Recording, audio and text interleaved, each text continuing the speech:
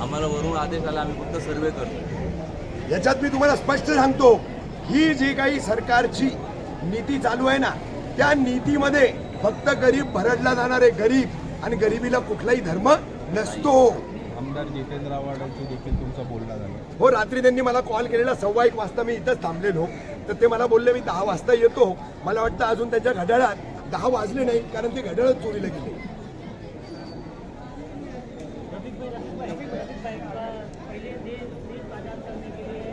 लड़ा गया था और आज अपना घर बचाने के लिए ये अधिकारियों से लड़ा जा रहा है, तो क्या कहेंगे इस देश में क्या हो रहा है? आज़ादी के लिए आदमी लड़ता ही रहेगा सिर्फ, और कल ही आज़ादी का दिन है. ये आजादी लेने के बाद अधिकारों की लड़ाई, आजादी की लड़ाई जो हमारे पुरखों ने लड़ी, कईयों ने कुर्बानी दी, शहादतें दी, बलिदान दिया, त्याग किया.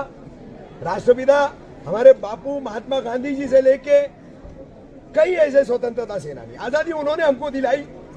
लेकिन आज वो आजादी हमारे लिए जो है कितनी कठिन हो गई है कि जिसमें हमको अपनी छत का हक, अधिकार मांगने के लिए संघर्ष करना पड़ रहा है. प्रशासन के सामने जो है खड़े रह करके एक भूमिका लेनी पड़ रही है.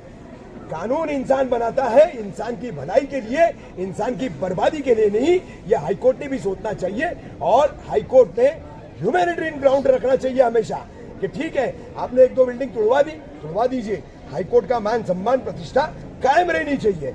लेकिन आप जो है सिर्फ और सिर्फ एक डेफिनेशन के तौर पर, परिभाषा या व्याख्या जो होती है उसके आधार पर सिर्फ एक पैरामीटर सेट करके धड़ाधड़ एक ही पट्टे में बिल्डिंगें तोड़ने का जो काम चल रहा है, उस पर भी तो ध्यान दीजिए, उस पर भी तो ध्यान दीजिए.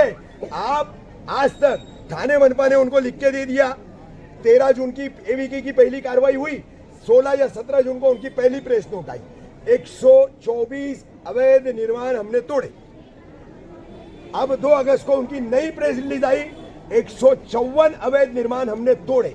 भाई तोड़े, जमींदोज का आंकड़ा आप उसमें ढूंढोगे तो वो सिर्फ शील इलाके का मिलेगा, सिर्फ शील. न थाने में कोई बिल्डिंग जमींदोज हुई, न कलवा में हुई. थाने में 6 प्रभाग समिति, न कलवा में हुई, और न इसी दीवा प्रभाग समिति जिस शील विभाग को टारगेट किया जा रहा है ना, उसी से जुड़ा हुआ प्रभाग 27, प्रभाग 28, दीवा ईस्ट, दीवा वेस्ट, उसको लगा हुआ दातीवली रोड, साबे रोड, सदगुरु नगर, कितना इलाका है, आज भी काम चल रहा है. इन मनपा अधिकारियों में हिम्मत नहीं है कि वहां जाकर के स्लैब रुका करके दिखा देंगे. बोला डोंबिवली का आपा में 65 बिल्डिंग का मामला है. कल आपने कहा था कि कई सरकारी इमारतें हैं, पुलिस स्टेशन है जो खुद अवैध है. अरे मुंबई पुलिस स्टेशन अवैध है, मैं साबित करता हूँ. आओ, शिलडागर पुलिस स्टेशन अवैध है.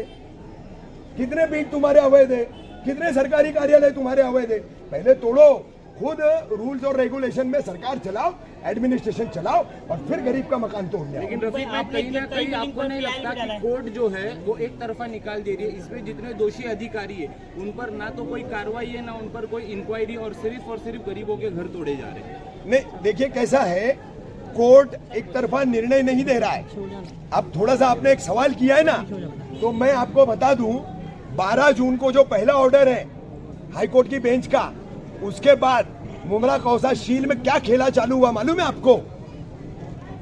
कुल्हाड़ी पेड़ को काट रही है, लेकिन वो कुल्हाड़ी पेड़ को उस वक्त काट सकती है जब तक उसमें लकड़ी का डंडा नहीं लगेगा.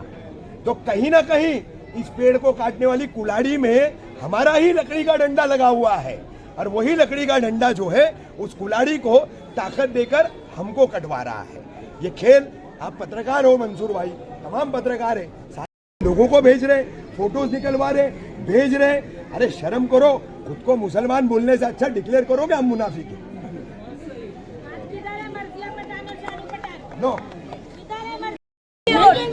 चप्पल वोट नहीं देगा, देंगे ही नहीं. पूरा बोले ना देखोगा, जो हकदार है उसी को वोट जाएगा.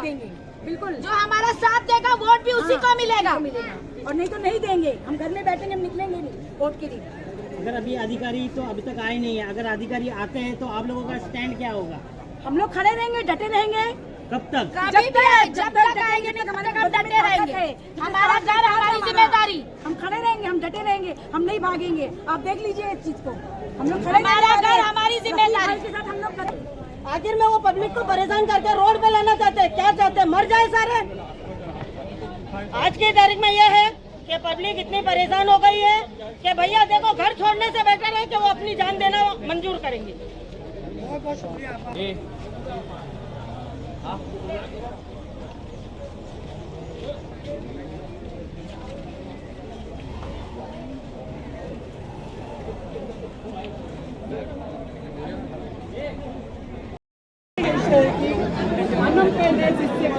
इसके बाद में किसका नंबर आएगा, इस पर क्या कहें। और आपकी पार्टी कहाँ है, उस पार्टी के कार्यकर्ता कहाँ हैं?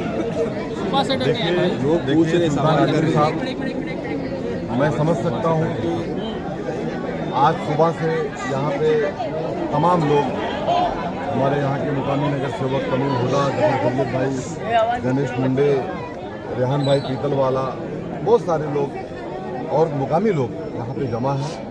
मुझे भी फ़ोन सुबह से आ रहा था, लेकिन मैं थोड़ा बाहर होने के नाते मैं थोड़ा देरी से पहुँचा यहाँ पर। इस तरीके से जो मामला चल रहा है, कहीं ना कहीं देखिए जो कार्रवाई का सब्जेक्ट है इसमें हालात ये है कि लोग बारिश के इस हालात में कहाँ जाएं, उनको रहने के लिए कम से कम कुछ इंतज़ाम पहले होना चाहिए। अगर कार्रवाई होती भी है तो उनके लिए कोई कार्रवाई का इंतजाम तो हो नहीं सकता है और सबको बेघर किया जा रहा है एक तरह से। बाकी मैं ये नहीं समझता हूँ कि आदेश 9 प्रभाग समिति के पूरे हलके के अंदर है तो सिर्फ मुमरा ही को एक टारगेट में बनाया जाता है। इन चीज़ों को लेकर के मेरा ये कहना है कि थोड़ा इस पर विचार करने की ज़रूरत है आयुक्त साहब को, और ये जो लोग हैं इनके साथ में न्याय देने की ज़रूरत है। जिस हालात में हमारी माएँ बहनें बच्चे यहाँ खड़े हैं, उस हालात को देखते हुए कहीं ना कहीं हम लोग को भी ये एहसास होता है कि राजनीति बाद में सबसे पहले इंसानियत है। इंसानियत के तकाजे के हिसाब से जिस तरीके से मैं देख रहा हूँ, रफ़ीक कामदार साहब सारे रात से मुझे बताए मॉर्निंग में कि वो सो नहीं सके। आप तमाम पत्रकार भाई लोग सो नहीं सके, नहीं घर ही नहीं जा पाए, घर ही नहीं जा पाए, घर ही नहीं गए। एक कौम का जज्बा, एक दर्द एक है उनके अंदर जो, और यही जज्बा नेताओं में क्यों नहीं दिखाई दे रहा है? कुछ लोग हैं आपसे बात करना चाहते हैं समीर भाई। देखिए आप अगर नेताओं की बात करेंगे तो आगे आ जाओ, हम लोग खड़े ना यहाँ पे। यहाँ की जनता नाम जो है आंदोलनकारी नेताओं में अब लिया जाता है शहर में कि थोड़ा पीछे हो जाओ। तो समीर भाई रोड पे उतर जाते हैं, चाहे जो मामला हो पब्लिक का या कुछ भी। तो आप जो है इतना धीरे बोल रहे हैं तो इसको क्या समझा जाए? नहीं धीरे मतलब क्या आप और मैं चिल्ला के बोलूं? नहीं मतलब अरे मैं इस बहुत तरीके से अगर कार्रवाई हुई तो अगला एक्शन क्या रहेगा आपकी पार्टी की तरफ से? मैं बेबाकी से बात कर रहा हूँ और मैं कमिश्नर साहब से ये उम्मीद करता हूँ